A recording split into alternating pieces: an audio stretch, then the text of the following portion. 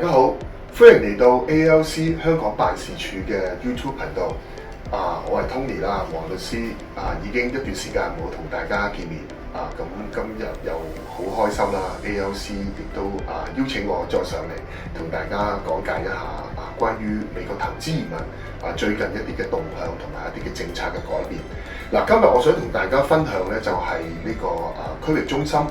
被關閉嘅情況，因為最近咧應該有唔少嘅 EB5 嘅投資人，尤其是老法案喺新法案2022年生效之前遞交申請50萬投資人嘅區域中心咧，有一部分咧就被關閉。咁關閉咗之後點樣咧？佢哋就會收到一個移民局嘅通知嘅。咁當然啦，呢一班投資人咧裏邊有一啲526仍然係等待當中，即係仲未攞到綠卡嘅；有一啲咧就已經攞到綠卡，咁仲未遞交呢個829呢個永久綠卡嘅申請。亦都有一批投資人咧，佢哋嘅829已經遞交咗。咁喺呢個過程裏邊咧，佢哋嘅區域中心咧已經係被移民局關閉咗。咁喺呢個情況下，佢哋收到呢個通知會係點樣咧？咁當然啦，如果我係投資人收到呢個通知都會好擔心，因為過去嘅舊嘅法案由攞到綠卡去到申請個829，可能已經等咗10年或者以上。咁而家收到呢一個通知咧，一定係好驚。咁可能綠卡會被取消啦，亦都會擔心呢個仔女可能已經超過21歲。咁如果綠卡被取消，咁點算咧？咁喺呢個情況下咧，移民局咧就喺呢個新嘅法案之下咧，就提供咗一啲嘅補救嘅方法。咁所以大家應該可以安心一下。根據呢3個方法咧，基本上你哋嘅綠卡包括526仲未批准，526批准咗，攞緊綠卡，然後等緊829或者遞交咗829，甚至乎829可能喺呢個情況下被 delay 咗拒絕咗嘅情況下，仍然都可以根據移民局嘅指引咧，有一個補救嘅方法。咁移民局喺個通知上面咧就提供咗3個選項嘅。第一個就係、如果呢個區域中心喺關閉之前，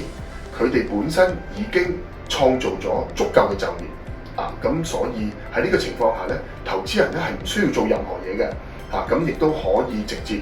主動去通知移民局，就係話通過你哋嘅律師啦，咁就係通知移民局就係話呢個區域中心嘅就業已經創造咗啦，咁就算係個區域中心被取消都冇問題嘅。第二個選項咧就係、呢個項目仍然係可能進行緊，或者仍然係存在，甚至乎佢哋嘅就業可能已經創造咗或者未創造晒。咁喺呢個情況下，佢哋可以有一個方法，就係通過第二個 option， 就係話將佢哋嘅投資移民嘅嗰間公司，我哋叫做 NCE， 就係New Commercial Enterprise 呢個公司轉移到另外一個新嘅區域中心裏邊。咁呢個當然係要需要舊嘅區域中心同新嘅區域中心有一個銜接嘅一個過程。咁佢哋只要做咗一個我哋叫做轉移呢個合同，咁基本上亦都可以將相關嘅資料咧遞交翻俾移民局咧，亦都可以補救到原來區域中心被取消嘅投資人嘅申請嘅。第3個選項咧就會相對比較複雜啦，就係區域中心已經完全係被取消，項目亦都差唔多係注定係失敗咗，亦都係可能係失敗係完全係冇創造就業，或者只係創造咗一部分嘅就業，冇辦法滿足到所有嘅投資人。喺呢個情況下咧，喺新法案咧就有一個我哋叫做 Section M 嘅一個選項，就係話你只要再投放去另外一個區域中心，即係話你要將原本需要投資嘅金額，即係50萬嘅投資款，再投放去另外一個區域中心，而將呢個區域中心裏邊創造嘅就業係可以滿足翻你原來冇辦法創造就業嗰個條件。咁喺呢個情況下咧，就差唔多係等於係由資金來源嘅證明投放50萬，再投進去，然後跟住再去通過呢個方法去補救翻。但係最大嘅優點就係你唔需要重新再走過一次526嗰個過程，就係只不過係你將50萬證明個資金來源啦，然後跟住個資金來源合法化之後，就將呢50萬投進去呢個新嘅項目裏面，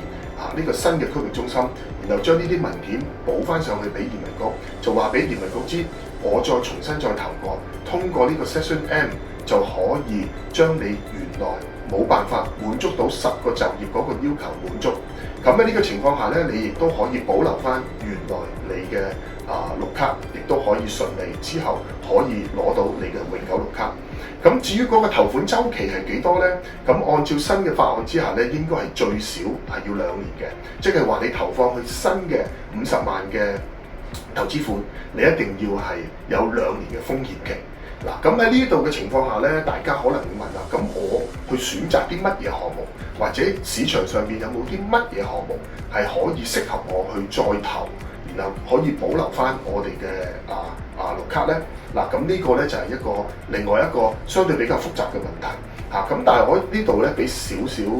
tips 大家啦，就係你一定要揾到一個區域中心或者嗰個項目本身已經就業已經創造滿足晒你嗰個投資人，即係話我只要將50萬投入去，我已經可以買到呢10個就業，就唔需要再等呢個項目已經將來再創造就業。嗱，咁呢一個應該係最好嘅項目，但係呢一啲項目未必一定有好多嚇。咁但係如果係冇嘅情況下呢，咁你可能會揀一個項目相對嚟講已經差唔多滿足、差唔多完工，只不過佢嘅就業可能係爭少少可能已經創造咗80%或者90%。喺咁呢個情況下呢，相對嚟講都會相對安全，因為你再重投一個新嘅項目，你最主要嘅目的係要滿足嗰個10個就業。如果你重投一個新嘅項目，冇辦法滿足10個就業，咁即係話你係冇辦法得個餃字。咁所以就基本上咧，你一定要揾一個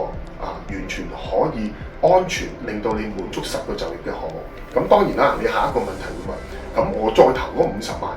有冇機會攞得翻啊？因為我之前有可能我已經損失咗呢50萬咁我亦都有遇過一啲客人相對幸運嘅，就係佢可以由原來嘅項目可以攞翻一部分錢，譬如話20萬甚至乎30萬。咁但係如果嗰啲項目本身已經失敗咗，我連1分錢都攞唔到翻嚟，咁我再重投呢50萬，點樣可以攞得翻咧？嗱，首先投資移民咧仍然係一個風險嘅投資，你投進去嗰個50萬咧，亦都係要面臨一個風險嘅投資嘅要求嘅。咁所以亦都唔可能話呢50萬有可以保證係攞得翻，但係相對嚟講，我會建議咧，你會投進去嗰個投資嘅週期咧，就最好唔好超過2至3年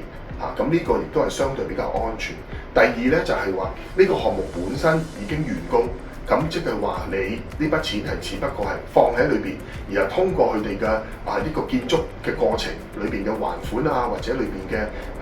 資金結構，然後最後咧將呢筆錢咧係可以順利咧係可以歸還翻俾你。咁但係當然啦，歸唔歸還咧，亦都係要有一個風險嘅投資。咁呢個咧就係你要考慮到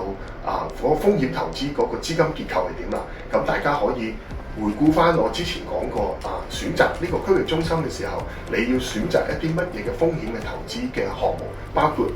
第一債權啦、夾層貸款啦或者優先股呢個選項，你可以回溫翻溫顧翻我哋之前嘅講關於點樣選擇區域中心資金安全嗰方面嘅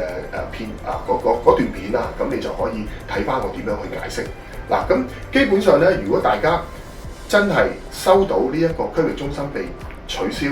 被移民局關閉咗呢個通知，大家唔好驚，你亦都可以歡迎嚟到我哋